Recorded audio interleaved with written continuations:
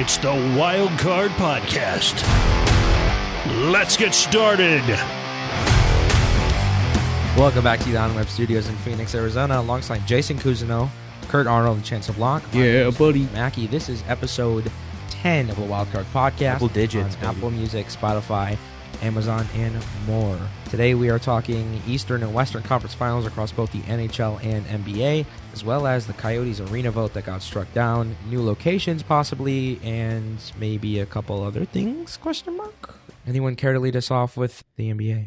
How about Jimmy Butler last night? Lost son of Michael Jordan. You can't see, but he's looking directly at Jason, who, My God. by the way, People has need to no stop. teams in the playoffs. Tobias over me? Hey, I mean, Okay. so do we. So. Okay. I always wanted Jimmy Butler over Tobias. I never understood why they gave Tobias that max a couple years ago. But people got to stop underrating Jimmy Butler in the playoffs. Dude's just going to keep showing. He does this every year. He Every lollygags through single the year. season. And Even as an 8 seed, I saw the odds on FanDuel were like plus 295 money line. I mean, like That's that's way disrespectful. too high for a they're also playoff giving him game. a 4% Just for an chance. odd, not even like that he won it, just to put odds that high in the Eastern Conference Finals. They just took him to 7 last year, and they're giving him a 4% chance. Obviously, that's going to generate Yep, some 1-0. views, but they played each other 3 of the last 4 years in the Eastern Conference Finals. So arguably, these two teams, like, you know, in quote, run the East, I guess you could say. Yeah, they've been the dogs, and I think Boston keeps struggling at home. They've lost 4 of their last 6 home games. I know we were talking about that a couple episodes ago. How being like at your home stadium, you have to win. Yeah, the consistency. especially this late now. Yeah. Now you're 1 step away from the finals. It's 2 steps from winning it all. So Boston's been struggling. Speaking of having to win in your home stadium. A rough game 7. Yikes. It sucked. I was, Game I was 6, driving game home 7 from is- Texas. With all due respect, No I'm match. not even shocked as an NBA fan. I saw that coming from a mile away. I mean, I think Embiid was just fine with getting the MVP. He settled for that. I really do. He Because did. the one time you see him smiling probably in the whole playoffs is after the game, quoting Giannis, you know, just Jason's over there not looking too happy. I'm sorry I have to bring that It was just so bad. But Oh. for the Celtics Heat series, the thing that I'm most excited to look for, I love Eric Spoelstra. I think he's arguably the best coach in the NBA. He's been with the Heat for 14, Mhm. 15 years now. Over a decade, yeah. Started in the film room, started from the bottom, now we're here. But I'm excited to look at the series because of Eric Spoelstra, and I think he's going to outcoach Missoula regardless. You know, Celtics could still win the series, but Eric Spoelstra, that guy's got those guys rolling. I mean, you can literally throw anybody out there. Heat culture is real. I was thinking last night, and this might be wild to say, but I just had this weird feeling that the Heat could easily just run away with the series. Like, I don't know why. I could Same see them just feeling. winning in like 5 in the gentleman's sweep. I don't know why I feel that way. I've never been high on the Celtics this playoffs. I think it started from their first round against Atlanta. They struggled and went to 6. Obviously, they had some off games against Philly, but I mean, good Lord. They gave up 46 points in the third quarter last night, and a timeout was not called the whole time.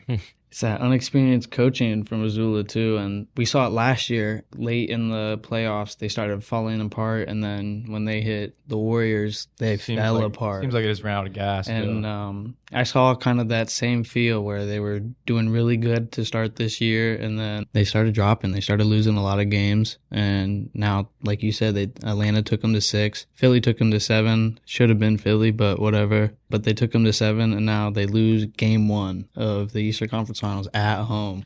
I don't know. It might be the inexperienced coaching. It might be some chemistry issues. You know, Jaylen Brown can now get a supermax and Tatum, so I think maybe deep down in the locker room, there's kind of that little talk like, who are they going to keep? Because they hear the chatter. They can't keep both. It'd be a miracle if they could, but it's most likely one or the other. So you see them trying to outduel each other in the playoffs, but I don't know. It's going to be a hazard soon. I I think think Tatum's the obvious question there. I'm I don't fearing. know. I like Jalen. I'm fearing if Celtics take this series to 7, I don't know if they have enough gas to. I mean, that's 6, 7, and 7 going into the finals. And That's then tough. whoever they get out of the West is going to take whoever in the East to 7. No matter And how competitive it'll be a dog fight. I was also amazed last night watching the end of that game, and I was texting a buddy of mine who's a Celtics fan, and he was just speechless. And Tatum didn't even score in the fourth quarter. 4 attempts in the second half after dropping 51 points in a game 7. Yeah, take 1 field goal in the fourth. I don't know how that happens. Like, I don't even care if he was 0 for 20. You have to shoot way more than 4 times in the second half. I mean, that's probably a big reason why they lost. No one else seemed to step up. And like Jason said, they hear the chatter. Like, everybody's saying Jaylen Brown to the Knicks, the Rockets, whatever, But, however this series ends or next series ends, I regardless, I think Jaylen Brown's gone. I've always said that since the beginning of the playoffs. But on the other side, Lakers Nuggets series. What a tough game. What a one. game one. I loved how the Lakers finished, and They really came back. I think they figured him out. I could tell after the game, LeBron, The way he walked off yeah. that court after it ended, he just looks focused. Yeah, and I loved what they did with Rui. They put Rui on Jokic, and then AD helped Great over. game. Vanderbilt didn't get many shots, which I think will change. I believe Rui's today. starting tonight as well, so I think that's big time. That's the switch up in the lineup. But I like I think the Lakers pull it out tonight. I loved how they finished. I just can't, whenever I see this every year, watching basketball in the playoffs, you look at LeBron lose in the playoffs and he has that face where he walks off and he's not going to lose that next game. Yeah. And that would break, I don't know. Last year when they were here and he walked off the court because they were losing so bad in game 5, I think it was. That was, 2 years. Semis. Yeah, that was so good. Couple notes of history here. On the season, Denver and the Lakers split the season series 2-2, as did the Heat and the Celtics. However, the Celtics... Sorry, I was going to ask, who was on the Lakers when they played? Because it could have been a much different team. I'm pretty sure they were healthy all the games. No, I mean, they had a whole different No, but lineup they had Pat Bev, Yeah, Russ, yeah. Matt Ryan, and all those other players. And probably was half and half. I will say, though, that Boston, the second history knows that Boston's in the same hole, the same 0-1 hole they were in last year against the Heat in the Eastern Conference Finals, and then they ended up coming back and beating the Heat. So you never know. They could play better in Game 2. It could have just been jitters, from getting over Philly, who It's an emotional win for them. Yeah, I'm not afraid to admit it was that. a big win, Philly was especially the for team Tatum. to beat out of the East. I think Philly could have been the team to beat in the East, and I think they were just kind of coming down off that high of, holy crap, we just beat a team that should have beat us, and now they got Miami, who they probably underestimated a little bit too, because I definitely think everybody's underestimating this Miami team. They can't. It's Heat culture.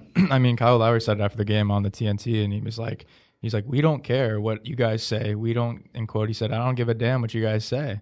And it's right.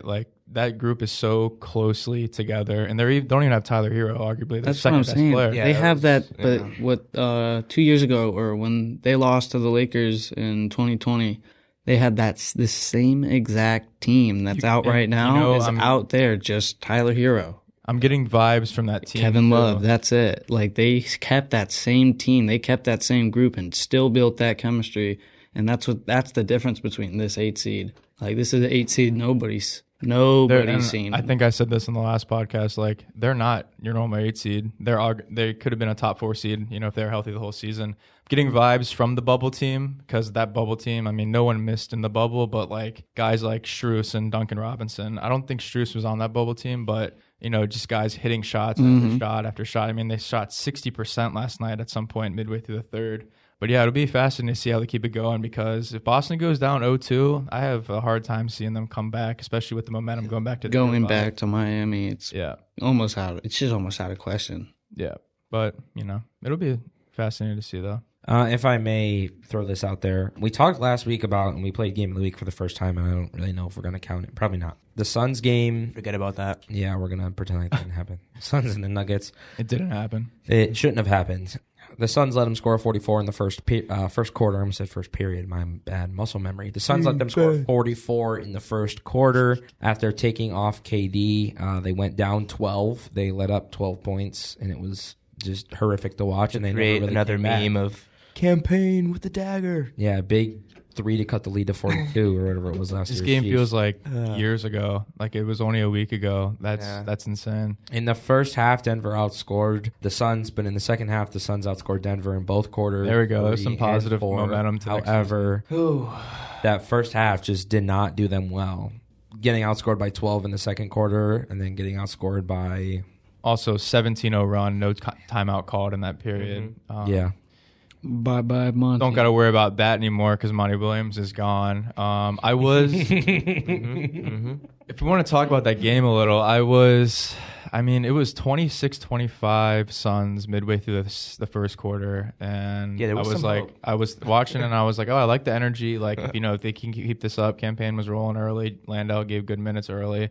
And then boom, they go on a 17-0 run, and by then the game's over, and I kept on telling myself it's either they lose by 50 like last year or they, at least try. And I had major PTSD because they're down the same amount of points they were the year before. They were just looked lifeless, and they came out, went on a little stretch, 6-0 run or whatever. But I mean, obviously it's not enough, but very disappointing. And, I just think it's funny because I was watching it, and I had a buddy come over, and when I texted him to come over, the Suns were winning, and he got over, and I just looked at him. I said, so they just pulled KD, and the Nuggets just put 12 points up, almost unanswered, and now they're in the lead. And then it was just a rapid downhill decline from there. It didn't get any better for them. So Monty Williams is gone, however, which I'm assuming... It was expected, but I'm shocked about how it happened a day later. A lot of non-Suns fans don't understand why, but they just have to watch Suns games to understand why. It's pretty simple. If you can't We call those games. people casuals. Mhm, yes, It was yes. the worst Yes. game ever. He Was that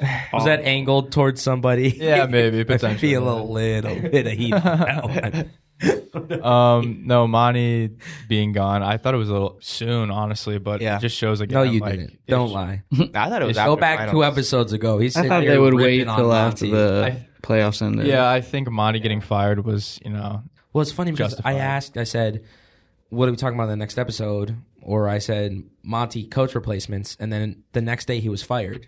I know, because Like, it just happened. I thought they were going to, wait, give some time, just to let the guys, Ishbia don't fuck Get away. around. I don't think Ishbia's playing. No. He's definitely not Not even playing. a And little I bit. mean, Woj said it. He said that Ishbia is taking complete control of basketball operations, Yeah. which is a little alarming, but it's not surprising. And I will say, after having a weekend, just sit on everything, it's a guy that you have to treat it like a guy just bought a new company. He wants to do what he wants to do. Mm-hmm. You got to respect that. He did drop $4 billion on the 2 franchises, so he has the right to do, whatever he wants. But it's crazy how quick he did it, though, I will say. He got KD the first day he got here. He fired Monty the first day of the regular season. The season was over. He's But worth $6.3 billion. Like he's according playing to Forbes, 2K. by the way. He's Love playing it. my That's GM right billion. now. I love it. Now, the coaches that I kind of like, that I wouldn't mind, would be Nick Nurse, Ty Lue, Kevin Young, one of the assistants. He went 5-2 last year when Monty was out with COVID. There's a couple other assistants that they're looking at, but I'm glad they're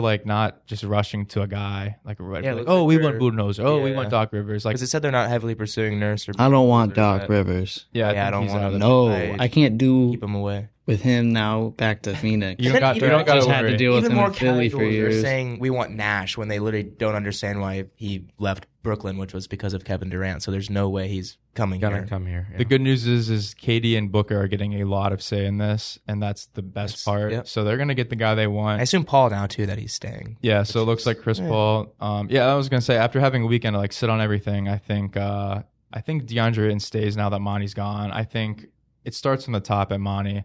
Yeah, I honestly didn't know how much of an issue Monty and Aiden were till Allegedly, what I read, I don't know Yeah. if it's true or not, but allegedly Monty wanted Miles Turner from the jump and never wanted Ayton last summer, and it started a whole thing after the Game 7, and all that. I don't know if that's true, Interesting. but Allegedly. it could be. 'cause Alleged. They were pursuing. That's Do not interesting. quote us. They were pursuing him. But personally, I would love Ty Lue. I think he's outcoached Monty in the I 2 agree. playoffs, even though the Suns beat them both the series. But he's in contract talks with an extension with the Clippers. That's going to be interesting to see how it goes. Nick Nurse, I wouldn't mind just because he's been around the block and, he's a respected guy. I love the offense he plays with. But, I trust that this will be a long process. I don't think this will be rushed whatsoever. What do you it guys looks like think? They might be looking at a young guy that maybe they don't want to go. Maybe they want to find someone who can build a name for himself instead of maybe a Nurse or a Ty Lue type of guy. But I don't know. The only assistant they interviewed that I knew was Kevin Young. I didn't know the other 2-3 names they were doing. But I don't know. I think Ishbia hopefully knows what he's. I mean, he seems like he knows what he's doing so far. The other thing is too on Monty's, they're eating 3 years, $21 million on Monty's contract. Yeah, they bill. really So, wanted him gone. Yeah, They're said- fine with eating that, and they're fine with dropping money on a new guy. I feel like eating contracts is an Arizona sports legacy. It definitely is. Yeah. Mm-hmm. Patrick Kane with the Coyotes and Madison Shea Bumgarner. Weber But Madison Bumgarner was with the D-backs absolutely and- needed. That was 100%. No, I think Ishbia should really take a look at Ty Lue if he doesn't re-sign with the Clippers, because I mean he's been able to change the culture back for the Clippers. They've just had unlucky injuries. Paul George wasn't able to even play in the playoffs. Kawhi got hurt. He's been dealt some tough cards. He's been the last dealt some couple tough years. cards each playoffs, and it happened last year as well. But the way they fought against us, the first series in the playoffs, I mean, he always gives that heart. He never, you'll never see him like quit. Like he'll never see like the Clippers if they were down 20. They weren't quitting like the Suns were down 20 in Game 7. There was more of a fight probably in 21. Definitely. Oh, for sure. That was- Clippers team was I crazy. gained respect, a lot of respect for that Remember franchise. Trey Mann. So I really do like Ty Lue. So if he is on the board, I do say we take a long look at him, see if we could. But I don't mind Kevin Young. He already knows the team. Team knows him. If he can gain that respect between all the new players, now that he'd be a head coach, it could be great. Keep the culture in there. But I also like Budenholzer. Maybe he'd be my third guy. And I think Nick Nurse as well. Those are my top three, but I say Ty Lue or keep it in the culture. And I wouldn't even mind Kevin Young really, because I was reading something the other day and it was saying how the last three coaches the Celtics have hired have been first year coaches. And I mean they panned out pretty well so far, at least. I mean Brad Stevens is the GM. We're working in the front office for them now, but he was amazing. Had playoff teams every season. Ime Udoka first year went to the finals. He's in Houston now. Unfortunate. And Missoula took over this year, and they're on the verge of going to the finals again. So, you don't have to sign the big name guy. That's what a lot That's of why people I'm want to okay do. with. So I'm fine with. I would really like taking Nick a Nurse, chance. though. Yeah, and I would like. I mean, yeah, I would like any of them. I think any of them would fit perfectly. But it'll be. But Doc Rivers, they Doc gotta Rivers. stay away. Yeah, I think Ishbia I'm out on knows that. he's gonna stay away. Isn't it crazy to think that the whole reason Ishbia became the owner of the Suns is because of everything that broke with the old owner? It's like they turned the tide so fast. When He's it got done an to amazing Ishbia, job. He just did Great everything job. he could to get them on track to where they are now, and it feels like they've moved forward. The only thing that concerns me Monstrously. is the hyperactive, like now go. At some point, it's going to have to stop. Yeah, and I've read some things, and people have been concerned about that. But for right now, you just got to trust, because he just took over the team he's definitely 2 or still 3 months excited, ago. yeah. I would just like to point out, when we talked about it, though, I think it was actually literally our first episode, I questioned the, not validity of the trade, but I questioned the seriousness for the now and what happens if it doesn't happen. And I think the conversation, if I remember correctly, we had was nobody's thinking like that. Nobody's like, oh, we're just going to just say, we're not going to think about if it doesn't happen. We're just going to plan on it happening. Like, what if you give away everything you gave? I understand, obviously, Jay Crowder didn't want to be here. That's different. But you give away all the future you gave away for KD, and it didn't pan out for you. So now it becomes, now what do you do to keep it? Because you can't just rely on KD, Paul, and Book for sure. to be healthy. And DA. I think I've been just so like observant the last couple of days about the situation of what what's going to happen in the next couple of months, and I think I was listening to 98.7 and they had Kellen Olson on, and he was saying how it's Book and KD's team, so like they're going to get a very big say in this. And I will say, and Kellen Olson mentioned this. He said if they don't make the finals next year, then what do you do? Because I mean this year they only played 18 games together. You fire a coach, you have a whole off season. You only have 4 players under contract right now. So I guarantee like a good amount of guys will definitely come back. I think Okogie comes back. I think Jock comes back. I think, TJ comes potentially back. He's played out here. He probably likes it out here. But I don't know. I think if the Suns don't make the finals next year, it's a failure. I really do. You get a whole season with these guys together. You're going to add some depth, and you have a trade deadline next year. Yeah, KD was the, kind of we're trying to get a ring in the next 3 years type of deal, because giving up Mikal Bridges and Cam Johnson, that was more of a future, superstar. Well, I mean, Mikal Bridges is already basically turning into one. That was more of, the trading away future success rather than getting, KD now. So we'll see how that goes. But yeah, I agree. I think we definitely should probably try our best to make the finals and hopefully win it next year. Otherwise, I don't know how long KD's going to last. I do want to touch on one other thing on that note. Chris Paul's 38. Indeed, he is. Well, I think So the older he gets, obviously KD's only getting older too. Book is only getting older. His contract's only expiring more. He's only 26. But the more you push towards the end of his contract here with the Suns, if you keep doing what you're doing and you're not making the finals, how much is he going to want to stick around? I think he's committed to be here the rest of his career. I really do. I think, and he's the guy here. Like he's the walking god here. Like everybody knows, like Devin Booker. Like he's the guy. If you think of Arizona, he's the face of Arizona sports in a sense, like really, and maybe not KD just because he's just gotten here, but I mean, he's been here since he's been 19 years old. Booker for sure. He's been the guy. And he's been the guy since he was 19 years old. Yeah, has That's been true. indeed. The thing that disappoints me about the Mikal Bridges trade is it was very forced, and as more and more comes out, James Jones didn't want to do it, but Ishbia ultimately had the complete control because obviously he owns the team, but there was a push from him to get that KD trade. So I don't know. As much as I'm happy we got KD, I mean, I'm a little sad about losing Bridges. But then again, like at the same time, I don't think he would ever be able to have that same amount of offensive output here as he would in Brooklyn. So could you say the same for DeAndre Ayton? So if, like, let's say DeAndre Ayton were to go to the Pacers or the Raptors, like, do you think he breaks out like that and has like a 25-12? I don't think so. I don't think so. I think Ayton is a 7-footer who constantly decides to lay up the ball, and I don't think he'll. Can we also argue, because I've had a lot of conversations as of late, that Ayton's play reflects just because he got paid? I've heard that too. I think. Yeah, he's you see it from other players too. Like they get paid and I don't think. Yeah, I think that's a fair argument because especially from what we've seen this year, it's been awful from Ayton. So it's embarrassing because he goes to the exit interviews after the game and he's like, "Oh, I love Phoenix. I'll play hard for Phoenix. I'm playing hard. Whatever." And it's like, I don't know how he says that with a straight face. I don't. And I watch it and I laugh and I'm like, dude.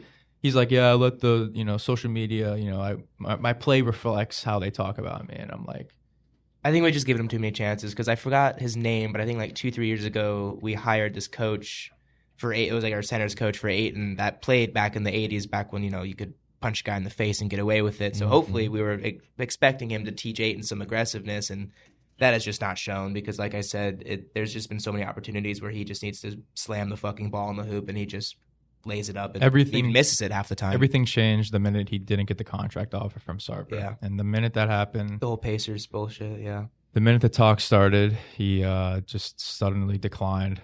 But, we'll see. It'll be an interesting summer. It will be. One or two more Suns questions, then we'll move on.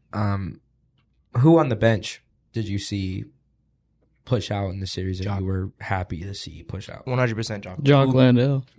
Jock Landale, and I'm not even surprised. He's a hustler. We'd probably get 4-0'd in that series without Jock Landale. I think that's pretty obvious. He's definitely. I'm excited to see him play next year. I think he'll be back. He's restricted free agent. I hope he's back. I don't see many teams wanting him that badly. I think he fits the culture here. He's your prototypical backup big. Another guy. Campaign. After missing a lot of the season. He had a good last game, so I don't know. I feel like that's such a big question mark for the Suns. Do well with the Australians. He has a team option, I believe, or player option, so I could see him probably staying in the last year of his deal. He also happens to be a very good Twitter troller. And a big D-backs fan. Him and Jake McCarthy are boys. They got a great friendship. May 16th, someone replied to him after he said, "I thought people were saying Jokic wasn't going to do that to the Lakers. Interesting thinking face." And someone replied with, "Another bench player talking like a starter." Oh, Jock. So what did his Twitter bio become? Just a bench player talking like a starter. So Jock seems to be somebody that people like to he's a troll. Keep an eye on, which is good. Third and final question I have here. I know obviously I said a couple. What are the odds, and this is completely based on the fact that Tom Izzo did just sign a 5-year extension last year with Michigan State, but we know Ishbia is a Michigan State guy. He played under Izzo. He won a championship under Izzo. He credits Izzo for some of his practices in business. What are the odds he buys out Izzo's contract at Michigan and brings him to the NBA? If he did, would you like it? If he didn't, no. 0. And Coach K said it best. I would never coach the NBA because of the players' egos. And I think Izzo's being committed to MSU. I mean, I love MSU. It's one of the best programs. He's committed to kids. Yeah, they're all about. And you never know he's the about fans- changing. I don't their like lives. Michigan State. I mean, obviously, you have a right for this up. I don't like Michigan State. When we get to talk What's college up with basketball, Dickinson? But however, he is Different 67 animal. years old. Caleb and Love. I think he is definitely one of. He's 68. Sorry, I think he is definitely one of the best college basketball coaches of all time. Absolutely, sure. Yeah. absolutely. You thought I was going to say candidates? No. I thought you were going to No. say that. No. At 70 years old in that locker room, are you kidding He'll me? never leave. He'll never Because leave you have college. so much more control in a college You locker do. room. And those Like, kids look up- I unbelievable mean, amount hell, of control. That's Draymond their Green. dad to them. Who just got eliminated, but he won. How many titles has he won with the Warriors? Played under him. They've got a plethora of alumni. He's very successful. Ishbia, who now owns the Suns, played under him, won a championship, is very successful. So clearly, these people that Ishbia, teaches or Izzo teaches have been someone that he can kind of grow, and they don't seem to stab him in the back very often. They seem like they respect him, and rightfully so. I think he's probably one of Isaiah the Thomas is a name to look at if you want to look at I close saw people that. around him. He works for his mortgage company. The night Ishbia bought the Suns, there was a little leak that said Isaiah Thomas is the new GM or whatever. It was obviously false, but that's a name to look for. Maybe a front office role or some coaching gig or something because they're pretty close friends. I would think, I mean, There'll keep definitely be James some Jones. Detroit influence in the front office no in the doubt. near future. I guess we'll touch on the next subject. I'm kind of a little shaky to touch on this, but I think it's important. The Coyotes Arena Propositions 301, 302, and 303 didn't pass. It was left open for public referendum with the city of Tempe, and it was said that they led it to be a referendum because they believed that they would get the yes votes. They ended up losing not only one of the three props, but actually all three props lost on the ballot. And I think it has something to be said about the fact that the city of Tempe, first of all, is always going to be the armpit of Arizona. I think Tempe's That and Mesa. Shout out. if all goes to plan, it could get better. However, Yeah, well, I think Tempe lost out on something really big here, and obviously I understand that I'm not a Tempe. None of us are Tempe residents, as far as I know. You are. I live in Tempe. Did you vote? Yes, of course. Are you kidding? Good man. You can't ask him that. One of us is a Tempe resident. The rest of us aren't. But I think it's important to note that we all have to drive through Tempe in order to get where we're going at times. And all this BS about, the 202 is going to be backed up and all this traffic and blah, blah, is all BS because it doesn't make sense to me that you're so worried about the traffic being bad, but then you say the Coyotes have no fans. It counteracts. And the fact that there was a no vote on a proposition to clean up a landfill without any money coming out of taxpayer pockets to do so is BS. However, in 4 years when it needs to be cleaned up, I really hope Tempe First is the first group of people there with shovels. And when they aren't, I think it's going to show just how ugly the head of the beast can be. The city of Tempe, this is not something that's hockey related. Obviously, running a sports podcast, it's hard not to focus only on the sports aspect of it. However, it is important to note that this decision, the votes have significantly and will significantly prevented the result of the team being forced to move out of Arizona will have an impact on not only the players, but the lives of the players. And this is a decision that should have been made more efficiently, I think is a good sentence. Yeah, I was just going to say, I don't think 35,000 people should determine I don't think so a either. $2 billion stadium and entertainment district being built. I was late to it. I completely forgot about it, but I'm pretty disappointed on the way it turned out. You could honestly see it coming from a mile away just because of the chatter of, I never saw anything about vote yes. It was always commercials about vote no. Yep. The only things I saw about vote yes were pushes from, people related to Coyotes, former players. I mean, they had Biz from TNT NHL that was promoting it at one point. It's very disappointing. I don't want to get political, but I'm disappointed in how the politics got so. It was more about politics at some point than an arena and a sports franchise. I mean, I think there's a great chance that the arena stays here. They find another place to build the arena, but it'll take a while. It stings for a lot of people in the organization and people around, the youth hockey leagues around here. It's a big system. I was just reading last night. I had no idea how big it really was. I mean, Austin Matthews came through playing through here as a kid. But NHL is not happy. The owners aren't, they probably have mixed feelings, but it's very disappointing. I think what's important to note is that, sure, Gary Bettman has given the Coyotes a very long leash in terms of when he's pulling the plug on the experiment here. However, I think it's also important to note that the community built here around hockey is one of the strongest, I'm willing to argue, in the entire NHL. It's very underrated. The for sure. Kachinas to the junior Coyotes programs to everything the Coyotes do for the community, I think is important because the Coyotes commit so much to the community that they were looking for help back to them and it didn't come. If they don't move, I'm excited to see where they do go. However, it's probably going to end up being the same thing. Will they send it to another public vote and we're just going to be stuck in the same boat? And it's not going to end well. I don't think this ends well for them if they rely on the public again. But just people not doing enough research before voting. That's all. It just founding a entire anti-push on lies and deceit. I mean, you say what you want. It's all about, people don't understand why the city of Glendale and the Coyotes disagree. They also don't understand, what's going on with the taxpayer money. But, whatever. It's unfortunate. If they want their landfill, they got their landfill. I mean, it's honestly ridiculous. Like, I won't go on a rant or anything, but, I mean, I'm not even a Coyotes fan, but obviously I live here, and, like, I want sports around here to be good because it brings people together. But like you even said, Chance, you had talked to a guy who said that they voted no simply because they didn't go to games. Or just voted no because they thought taxpayer dollars were going to it. That just makes no sense. It's such a wasted opportunity. It is for sure. Definitely is. 5,000 jobs or something like that. If they're not going to stay here, I mean, I hope they stay here. But if they're not going to stay here, I want them to go to Atlanta. And I'll just Canada. They're not going to go Eastern. Canada. They will not go Eastern. I'm just throwing out a little prediction. I wouldn't mind Atlanta. I think it'd be kind of cool to bring the Thrashers back, something like that. But I mean, they still got 3 years left in this contract with the new stadium. I mean, not the new stadium, but Mold Arena. Patrick Mahomes posted something. No, don't even get me started. Do not get me started. You got a lot of backlash for that. Do not get me started with that. He was saying to bring a team to Kansas City. So. The dead market over there. What I love more than anything is PHNX, I believe she's the social media admin, replied to the tweet and said, why don't you focus more on keeping your brother out of jail than crazy. What a hockey That's crazy. That is nuts. I think when he got his new contract, he bought part of the Royals. Yeah, he owns a part of the Royals. So, I mean, shit. Well, we all know how I feel about the Royals. You're going to have that dude be the kingpin of Kansas City. Yeah, I don't know. There's a drive. He already is. Because they're moving. That will be a home run. Move more towards the city. Though I heard the Royals, they're trying to get a new park, which is dumb because their park is already.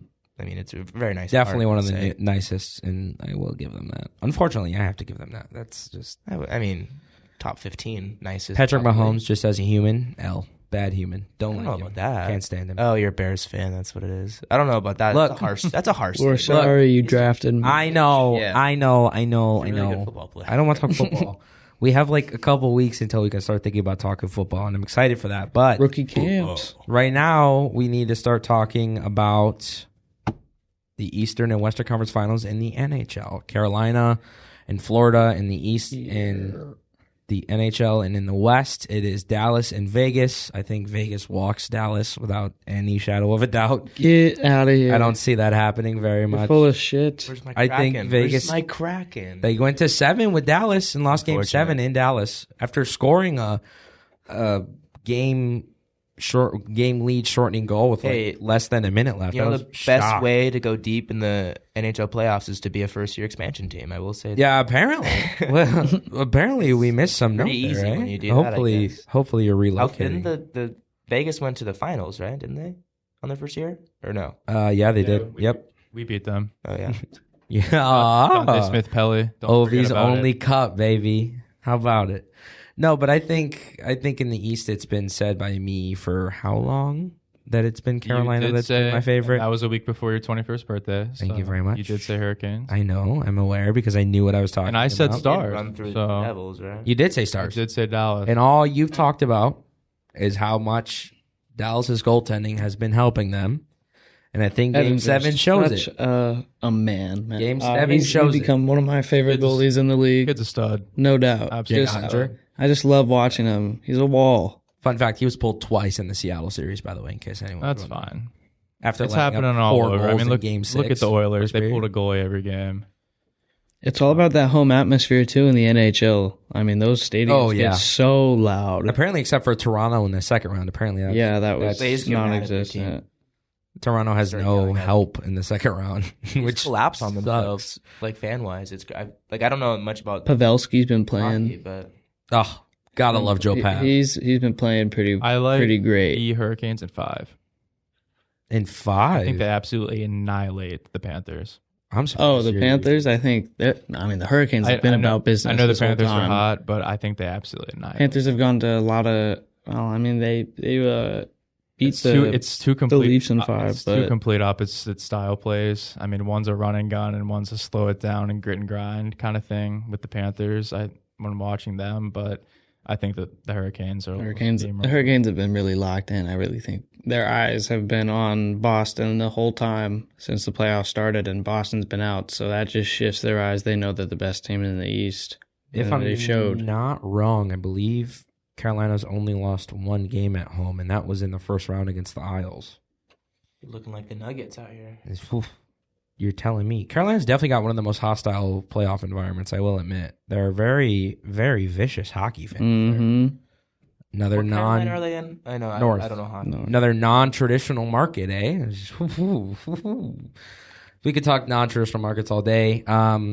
Vegas and Dallas is going to be probably the best. Well, That's probably going to be 7. Every team that's in the playoffs still is a warm weather city. So. Non-traditional market. I think that's going to be another 7. That's going to be probably one of the most physical series you'll ever watch. It's a bubble rematch, too, from 2020. Dallas won, went to the final. Lost to Tempe Bay, who got eliminated in the first round by Toronto.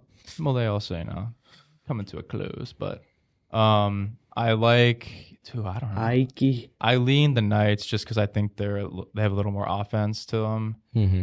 But, shoot, I don't know. I think it goes 7. I really do. I think...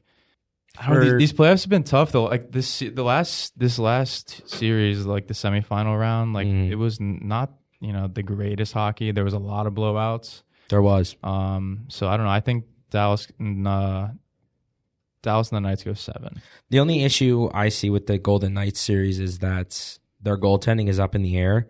Mm-hmm. I was going to say, is it going to be Quick or Thompson? It's not going to be either. Hill? It's going to be Aiden Hill.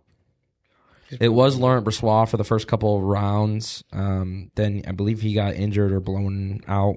I think it was an injury. They started Aiden Hill. Aiden Hill, by the way, former Arizona Coyote, in case anyone was wondering. I think they have Quick scratched. I think he's scratched, which makes no sense because you don't bring in a veteran goaltender and then scratch him in the playoffs, especially when he started hot. I think I unfortunately also think I have to give to Vegas. I just think that they're just a better team. I think offensively they're much better than Dallas is. I think goaltending wise, Aiden Hill knows how to play when he needs to, even if he doesn't. I think their defensive core is probably one of the best in the league. They have some of the best leaders on that team. And not in the East, I can't stray away from my Canes, dude. I gotta stay. I think this is their year. I think this is the year they finally win that ring they've been chasing since 08. It's there for the taking. It really is. But if they play the Knights, I don't know. That's dangerous. We'll talk about that when that time comes. But, yeah, I think the Hurricanes steamroll them. I'm not sold on... I don't have a pick for the West, but I do think it'll go 7. I think it's going to be super physical, which I love. It's going to get more people to watch hockey, especially this late playoff hockey. Yeah, there's nothing better than it. It's going to be up to goaltending. I really do think that series will be up to goaltender play. I think Ottinger can. He's going to have what a shot for him. Mm-hmm. He can take them to the Stanley Cup Finals off a great performance. But you guys, so it is pretty obvious. The Knights do have better offense. Top scorers in one of the top scoring teams. Got Ike playing hot right now. And a lot of momentum. They just beat the Oilers, who everybody, Who I thought was going to win. I thought and then Draisaitl disappeared.